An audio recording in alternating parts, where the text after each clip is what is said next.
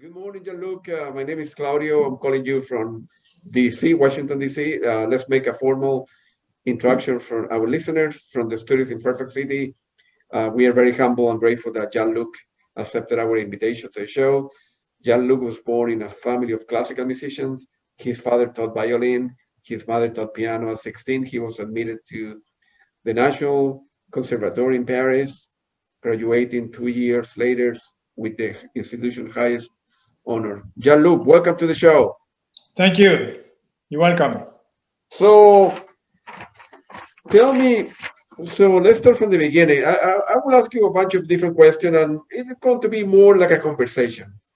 General question about your past, how you got into jazz, and where you're working right now, your experiences with John Anderson, and so on and so forth. You were classically trained for an early age when you started conservatory, especially with your parents. How you end up develop an interest in jazz? And I believe you began playing clarinet before violin. Is that correct? Well, I studied clarinet. My father taught me violin and clarinet, Yeah. and my mother piano. And I loved clarinet, but I chose violin to be my Yeah. main instrument. Um, However, my goal, really my dream, was to become a classical conductor, to conduct big orchestras Mm. when I was very, very young, teenager or before even. And to also composer, to study classical composition. But uh, I, so first I had to do an instrument. So I chose violin, Right. but I met some jazz musicians in Paris by accident, by chance like that, going out. And they were looking for a clarinet player. And I said, well, I play clarinet. I knew nothing about jazz, but they auditioned me, and they realized I knew nothing about jazz, but I was able to improvise immediately. They were playing a tune, a song, and immediately I could improvise. So they said, okay, you know nothing about jazz, but you are good at improvisation, so we hire you. So that's how I learned about jazz. I knew nothing about it, nothing. Because in those days, medias were very Limited, limited. right? Of course, yeah. So all we had was a radio with just a few channels. TV came in later, in fact, black and white, 2, 3 channels, and that's it. So I was totally in classical music and listen a little bit to pop music, maybe just for parties and to dance, but that's it. So, but I developed a passion once I started playing jazz and discovering the whole history of jazz and listening to albums. I really developed a passion very quickly for it, especially modern jazz, because there was an affinity with classical music in terms of the sophistication of chord changes, harmonies. Yeah. But then there was the energy, the rhythm that was new to me and that I really loved. So, but first it was just for fun. I was going to play with that band in university for dance parties once a month, maybe, or twice a month. And on Monday morning, I was back to playing Mozart Going and back to classical. Yeah, classical yeah. music. Yeah. But then, the more I loved jazz, I realized that one day by accident, I didn't have my clarinet and only my violin. And I decided to jam with my violin, which I'd never done before. And it was a revelation to me. Also, it was in a club and the audience loved it. So I started to, it started to get in my mind that maybe I could play jazz instead of becoming a classical conductor. And so that's what happened. I decided to at least try Yeah. to dedicate full time to jazz and see if it worked. If it didn't work, I said I'll come back to classical music. Thank you. I must assume that at the time, right, no radio, you were buying records, right? Miles Davis, John Coltrane, you begin listening to the classic. Who are this guy coming from America, United States?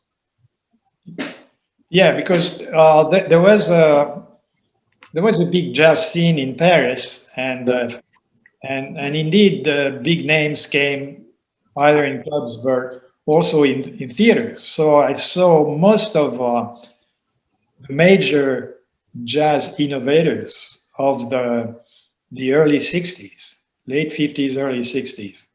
Thelonious Monk, I saw Miles Davis, John Coltrane. Yeah. And that's the type of music, Sonny Rollins, Chet Baker of the West Coast too, the jazz West Coast, Jerry Mulligan. And that's how I learned, listening to albums and going to jam in clubs at night. And very quickly I was hired though. I got hired to play in clubs for as long as a year. And I was offered to record my first solo album when I was 21 years old. And so that was the start of a jazz career. How you discover, I think Staff Smith was a big influence in yours. How you came across stuff that? In a record store. Again, when I started playing jazz, I did not know that there were jazz violinists. And there were very few, of course.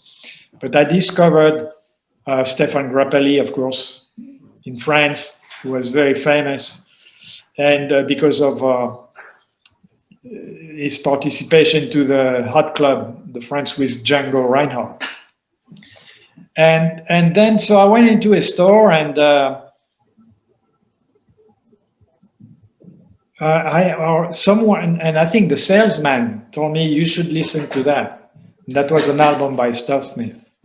So that's how I discovered his playing, and it spoke so much to me because he was adapting jazz to violin.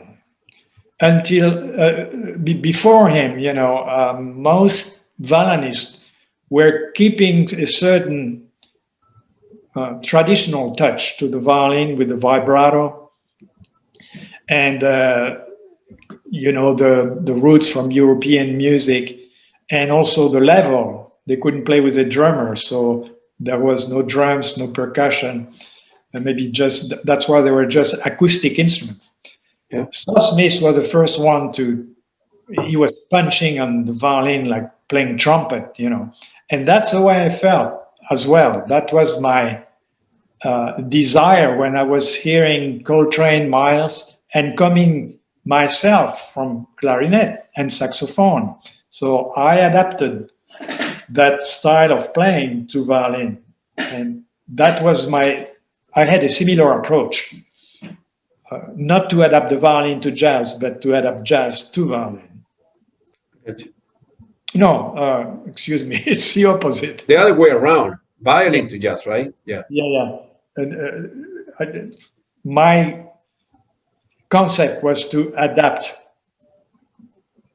violin to jazz. That's it. Yeah, I got you. Okay. Okay. And so Staff Smith spoke to me, and yes, he was an early influence. However, I was attracted by more modern styles of jazz, and there was no real example. There was no one who was doing it. And this is another reason why, it incited me to go for it and try to do it, because I knew there was no one doing it. So I said, maybe there is a lot to explore there. Maybe I can do it. And your teacher told you have a great bow for Mozart, right? So it was there on one hand, Jean Luc say, well, nobody's doing it, I will give it a try. Your teacher telling you, no, you got to play Mozart. And then you graduate and you need to explain to your parents, to your dad, your mom, well, what is the jazz stuff? Are you want to continue with the classical stuff? So on your head, and imagine was a lot of decision that you needed to make at an early age. Well, first of all, my teacher at the Conservatoire did not know I was playing jazz. I had to hide it because in those days, you were not allowed when you were a student there to play any other style of music than classical and to really focus and study very hard. Really? If you heard you were going to jam in jazz clubs or what, you could be fired. So I didn't say anything. I got my diploma, thanks God, and after that I left the conservatory and started playing jazz full time. But it's true that my teacher was very surprised, because when I started studying with that professor, the comment was indeed that I had a good bow to play Mozart, and then a year later, I said, "What happened?" That's what I said. "I don't know. I knew, but therefore I realized it was time to quit classical world and to start going into jazz full time." And it was for, didn't you have any pressure for your parents, for your dad and your mom to stay in the classical, or they supported you? Well, I started to be quite independent after I had my diploma, and so I had fulfilled their dreams. They wanted me to be seriously studying classical music and be serious with my violin studies, and I did, just to that limit, but I did. So they had nothing really to say. They were surprised. They said, "What are you doing now? What this music you're playing?" Especially they did not really understand modern jazz. My father had played some type of jazz, but the old styles, very old. So but I mean, I had a strong character, and I just did what I wanted to do, and I just went for it. Good for you. Well, that was the best decision of your life for everybody, not just for you, but for the listeners too. I mean, then when they saw me appear on television, later on, so they were kind of reassured a bit. They say, "Okay, so maybe he's doing okay. maybe he will succeed." Yeah, and then you were, I think, at 20 or 21 when you released your first album with. You were playing with Stefan Grappelli, right? No, not my first album. Was a solo album, and I also recorded with jazz musicians, but Stefan Grappelli was later. Because I was a surprise in the jazz world. This young guy playing modern, when Stefan Grappelli was the master of jazz, very well known with his swing style. Yeah. He also appreciated a lot the way I played. So we were invited to do some TV shows to play together on television, a couple of times, maybe 3 times max. Yeah. But then you're right. Then we recorded an album, but not. Oh yes, with him. First there was a Violin Summit album with Stuff Smith. Yeah. With the Danish jazz violinist Sven Asmussen, was also very good, Stefan Grappelli, and me. But then you're right that later on in '73, I had already left and was living in California for a year, but they flew me back to Paris to record an album with Stefan Grappelli.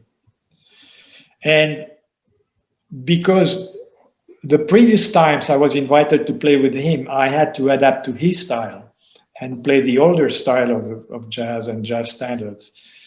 I said, "Okay, look, I agreed to do an album with him, but if this time he can come my way to my style of music, more modern, close to jazz rock, where I was at the time, and my compositions." So that's why it was quite different from the previous collaborations we did together. Yeah. And then, so after that, I believe how was the chance of you meeting Frank Zappa. I think he did the King Kong album. Is that correct? And Yes. right. Well, I had my first contract with an American record label. Yeah. In 1968, I signed with them. And so in 1969, I went to Los Angeles Yeah. to record albums for that label. And I was going to stay almost the whole year. Yeah. I also had engagements to play in jazz clubs and jazz festivals. And so that's when I met George Duke. I needed some musicians. And he was a young, unknown keyboard player, very talented. So Yeah. I was also unknown, but I had the chance to have a recording contract. So I could hire a band. And so we recorded a couple of albums. The first albums for the label was with a big band from Los Angeles with Gerald Wilson. Then we recorded a live album in a jazz club with George Duke. And it's the president, the record producer of that label, who suggested that I do a collaboration with a rock or pop artist for my third album. And he mentioned a few names, among them Frank Zappa. And when I heard Frank Zappa, I didn't really know his music too well, but I knew he was very experimental. And so I said, I don't know how it's going to work musically, but I think that is interesting. So my producer called Frank Zappa. He did not know him. But the reason he had suggested his name is because he had heard in Los Angeles that Frank Zappa was interested to do a jazz project, maybe collaboration or whatever. So he called Frank Zappa and played in my recordings, and Frank Zappa accepted immediately to be the producer, to do the artistic direction of the album. So he was in charge of hiring all the musicians and arranging his music for the album. And everything was ready in 2 weeks. It was amazing. We were in the studio. And so my only requirement, my only demand was to have George Duke with me. Yep. Because we were so used to play together. I wanted to at least to have one musician in the project with whom I was familiar. And that's how Frank Zappa discovered George's talent, and he loved his playing. And he hired him right after, when I flew back to France after that. So this album was an instrumental version of some of Frank Zappa compositions, which he arranged specifically for this album.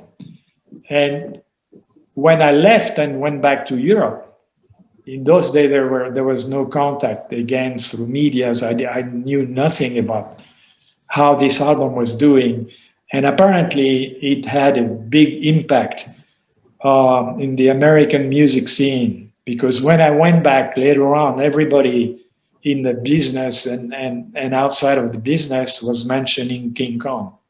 Yeah. And then after that, you became more and more famous. The album was going to do good, and then you need to make a decision, right? And then you end up going back to United States, to California, right? That was the right thing to do at the time, right? So. Well, in fact, what happened is things started to slow down for me in Europe. Yeah.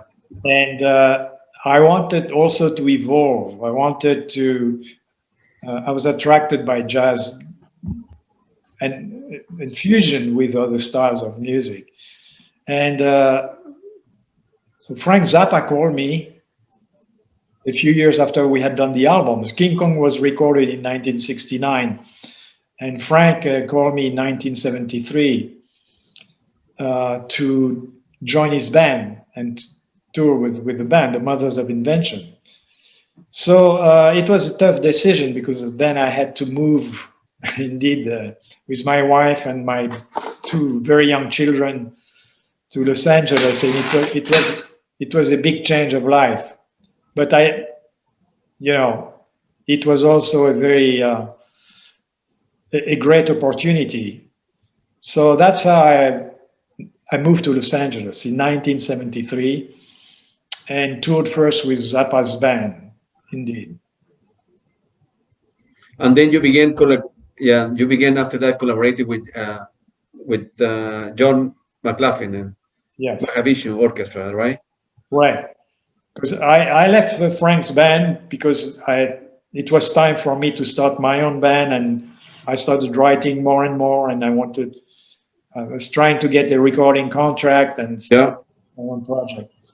But then John called me and offered me to join his band, which I loved. I loved his music as well, and maybe I even felt more musical affinities with John, because we were both. It was really mostly around instrumental music, no singing really, and improvising, great compositions, great rhythms, very original, revolutionary. So I could not refuse. I could not refuse. So I joined his band, and I loved it for about a year.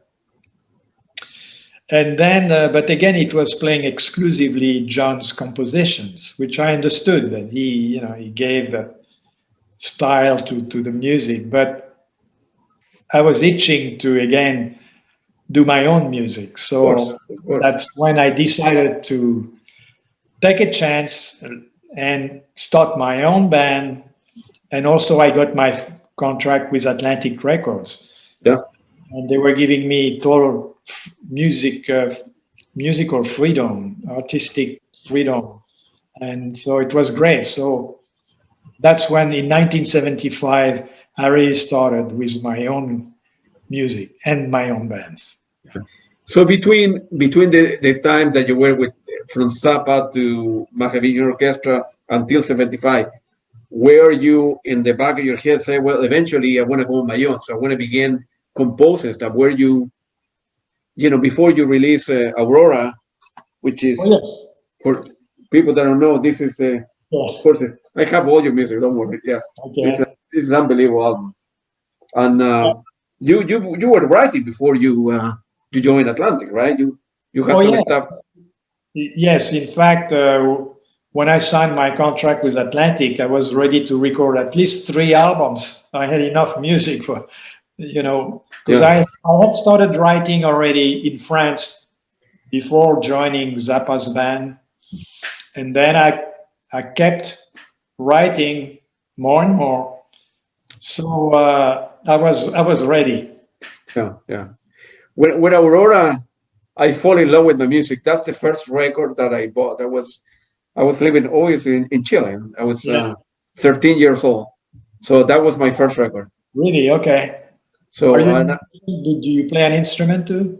No. So I never play any instrument. I don't know how to read classical music. Okay. What happened, Jean Luc? My dad, they have a lot of music, jazz, all jazz. Louis Armstrong, right. Kerry Roll Morton from the beginning of jazz, and tango from Argentina. So my dad began putting on, at the time there were 78 RPM, right? Before 33. So my dad told me that I listened to Louis Armstrong when I came back from the hospital the day I was born. And then in high school, I developed an interest in classical rock and jazz rock. Right. From your stuff and Pink Floyd, Led Zeppelin, Peter Gabriel, Depeche Mode, and so all the classical people that were playing at the time. And I fall in love with your music, and that was the first record that I ever bought. So it was a revelation for me because I was listening to classic rock, right? So Genesis, Peter Gabriel, Pink Floyd, Led Zeppelin were very different to the style you were doing in jazz rock. I didn't know jazz rock was. Well, And when I went to your album, Aurora, and I fall in love with the stuff. And that I've been following your career since that time. You know, before I moved to the United States, I finished high school and came here. But and I saw you the first time in '86, August in New York. okay. That's the first time I remember that day. And for that album, there are two songs that really spoke to me. I think is Once Enough and Lost Forever for that album. Okay. Yeah. Those are beautiful songs, man. Thank you. And then you were doing, you got the deal with Atlantic, and also you were recording with the Blue Note as well, right? You released Cantaloupe Island, I believe, as well. Oh, that was before. That was, in fact, Cantaloupe Island was part of an album I recorded for that first label, Oh, I see. Yeah. which was World Pacific Jazz. But later on, you're right, in the 80s or 90s, some of these albums from that label were re-released by Blue Note because they were part of the same big, I don't know if it's EMI maybe, or, you know, but that jazz label, Pacific Jazz, was bought eventually by another label, and they had Blue Note as well. So that's how some of my albums ended up on Blue Note. Yeah. But excuse me, that was really the recordings from the late 60s. Even though it was released later on Blue Note. Right, 76. When I was releasing new albums on Atlantic Records. Yeah. And then after that, you released another of my favorite, Imaginary Voyage. Oh, that was my big album, my first. Oh yeah, it was a very, very, very, very good album. From there, New Country and The Garden of Babylon. Right. Those okay. I have to plug. I have to plug the computer, or it's going to. Oh, of course.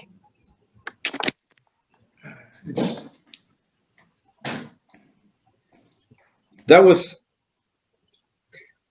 an do you plug it in? Yeah. Yeah, I'm ready. Yeah, that was an. I really love that album. It's all of the, so all the I have all your stuff, and you know, I have a big vinyl collection that you see in the back and in different floors in the house. I have CDs and. You have more, okay. Of course I do. Yeah, I told you I've been following your music since '75.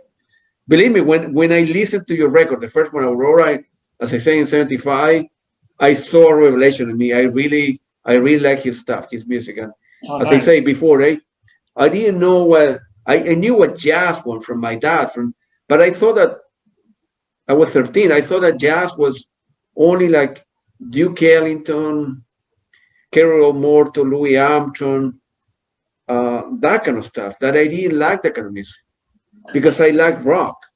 And then when I saw, well, this band, you know, a French guy called Jean Luc Ponty that is mixing kind of the two, and the titles were very beautiful. Aurora, Imaginary Voyage, and Enigmatic Ocean later on, and it's your stuff was different.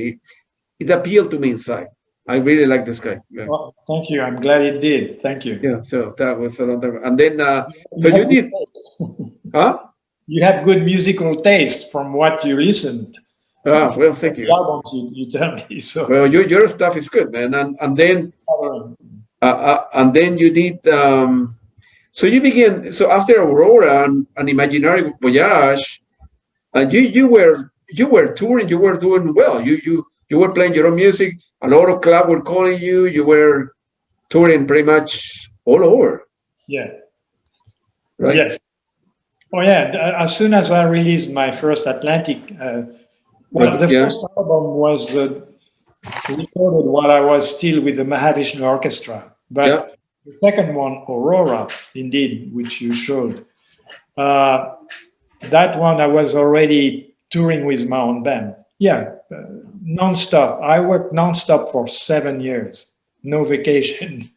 It was tour after tour, and when we were getting home, it was to record a new album, and then out on the road again. So it was very intense. But it's true that first we started like unknown musicians somehow. You know, we had to build up the name of the band, and we were in a car driving through the US highways and going from clubs to clubs.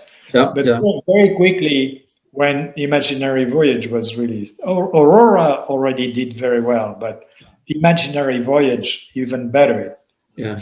And so then we went from clubs to theaters.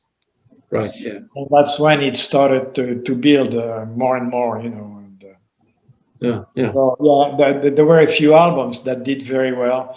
I must say I was lucky to do, you know, to be active in those years because it was, you know, like a paradise, especially in the US for Yeah. musicians who wanted to experiment and were not really necessarily following tradition. You know, there was a very open mind situation all over in the business before it changed. But we were lucky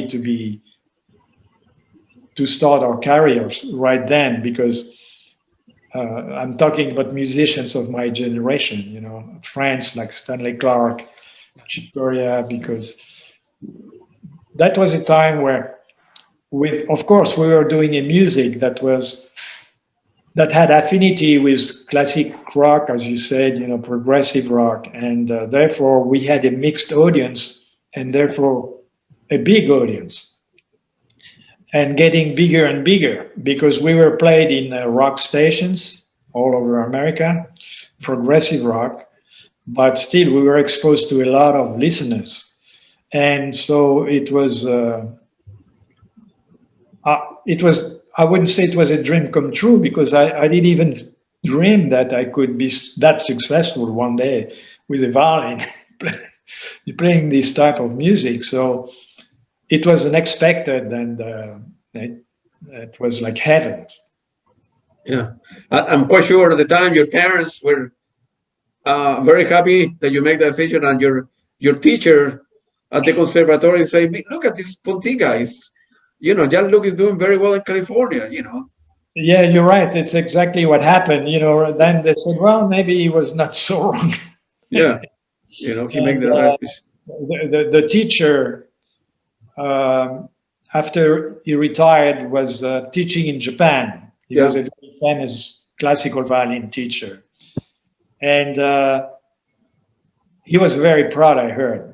He was saying, "Oh, this guy was my student. See how he's doing in America now." So At the time, I don't know if you remember. At the time, when you used to go to show, they will sell this kind of stuff. yes, Yeah. of course I remember. Yeah, Yeah, with pictures and everything. Is right. beautiful. Oh, you got that too. So that's Yeah. great. Yeah, yeah, yeah. I have a lot of music actually. I like too many bands for different reasons. Yeah, You know, jazz rock, and I like modern stuff. I like older stuff. Electronic music, yeah, soundtrack. I have a wide taste of stuff, yeah.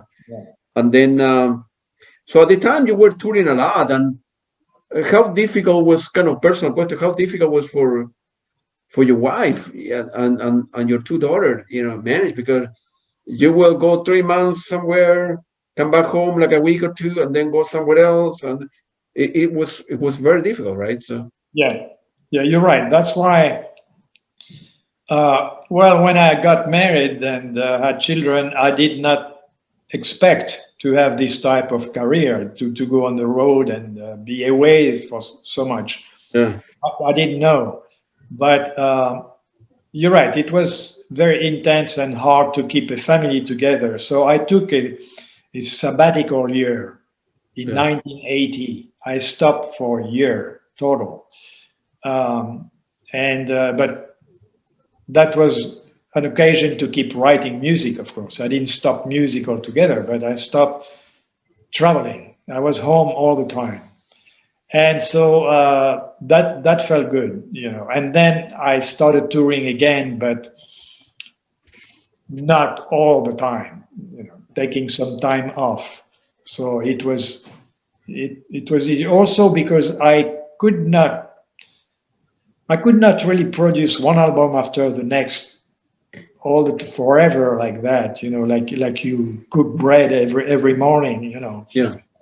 I wanted to be able to come up with innovative ideas and different in each album, at least some little difference, and not just keep releasing the same type of music all the time. So that's why I wanted to start to take more time to prepare when I would record a new album, to really think about it, write new music, and so forth. Another question in general, I forgot to ask at the beginning. What do you think that the improvisation, right, is so important for jazz in a way to create and you do your own creation, do your own thing, right? There is jazz, there is jazz rock, but there is the Jean Luc Ponty way of playing, you know, you in order to differentiate yourself, right? Well, yeah, to me, what was important after playing traditional jazz for about 7 years Yeah. before moving to Los Angeles, you know, it was very stimulating for the mind and as a musician to have to improvise so much, because that was the main goal. But coming from my classical background, I was missing some elements of classical music. I was also, after playing with rock bands, I really enjoy the energy and the type of rhythms, you know, the rock R&B type of grooves. And so I didn't want to keep playing just traditional jazz from the 60s all my life. And at first, it took me a while to figure out how to be able to integrate these different elements. Yeah. The poetic side of classical music, the arrangements, you know, like synthesizers were replacing having a big orchestra, but that was the idea. So my goal was to find a good balance between composing, playing written music, which I wrote, and inside that music having sections for improvisation. But what's improvisation then? It's really creating variations on that specific piece of music, which is to me interesting because that's what Bach, Johann Sebastian Bach, was doing in his time. He would first write a melody, then he would write variations around this melody. That was a type of improvisation. And that's what I keep in my music, having sections like that. But so that improvisations, variation, therefore, don't sound always the same in all the pieces of music. They have to fit with the style of the specific piece you play. You know, if it's Lost Forest, it has to be more lyrical. You know, Yeah. If it's egocentric molecules, it's energy. That's right. Yeah. So that's the idea, and well, I'm glad I succeeded to do that, but I was not sure I would succeed. But to me, it's very important. You know, first of all, when you grow up and you're young, of course, you learn from other musicians who have been there before you, and what they created is very interesting to learn from. But the ultimate goal is to be able to write something original, which is really from you. Sure. Do you know that I was listening last night that in one of these music streaming website, what is called, Spotify. You have over 100.